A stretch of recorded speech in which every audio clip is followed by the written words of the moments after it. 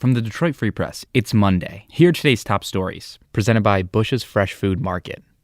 Calling all foodies, Bush's is hiring. Are you passionate about food, looking for growth, development, and excellent wages? Come grow with Bush's and apply online at bushes.com/join-our-team. That's Bush's, BUSCHS.com/join-our-team. This is J.C. Reindl for the Detroit Free Press. Tenants have started fleeing Eastland Center Mall in Harper Woods as it nears its permanent closing date. The current New York-based owner is expected to sell the mall within weeks to the North Point development firm. North Point then plans to close the mall after the holidays and begin demolition early next year. Once the mall is down, it would build 3 new large warehouses. Eastland Center opened in 1957 and is one of Michigan's oldest shopping malls. But it's had some very rough years after losing its Macy's, Sears, Target, and Burlington Coat Factory. Now it's down to 10% occupancy and losing more tenants by the day. Entire stretches of the mall are now just abandoned storefronts. I'm Elisha Anderson, a reporter with the Detroit Free Press. There has been an explosion of camping in Michigan. According to the DNR, camping at state parks and recreation areas is expected to reach the highest level on record this fiscal year. The state has camping data back to 1980. It tracks the number of nights booked each year in its state parks. DNR officials say campers have spent or reserved more than 1.3 million nights at campsites and lodges in state parks and recreation areas so far this fiscal year. That's up from the next highest, nearly 1.2 million nights. Private campgrounds and municipal campgrounds have also seen a surge.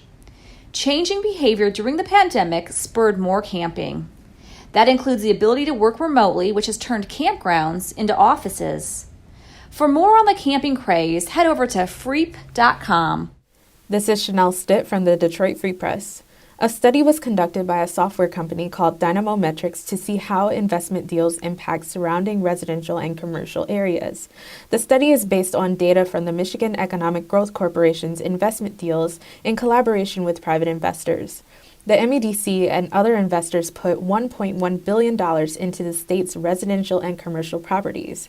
The interactive study shows how these investment deals increase property value, residential occupancy, commercial occupancy, jobs, and more.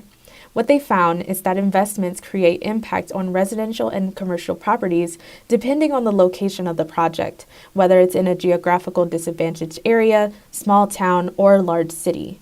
Dynamometrics works with 22 municipalities to track how their projects and efforts are impacting communities. I'm Andrew Hammond for the Free Press Sports Department.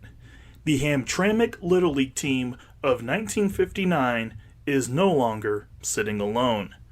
On Sunday afternoon, the Taylor North Little League team won the state's first Little League title since 1959. And there's no greater opponent to beat than the state of Ohio, in a somewhat dramatic 5-2 victory at Howard J. Lomedy Stadium in Williamsport. Michigan starter Ethan Van Bell struck out 8 batters, one away from tying the record for strikeouts in a championship game.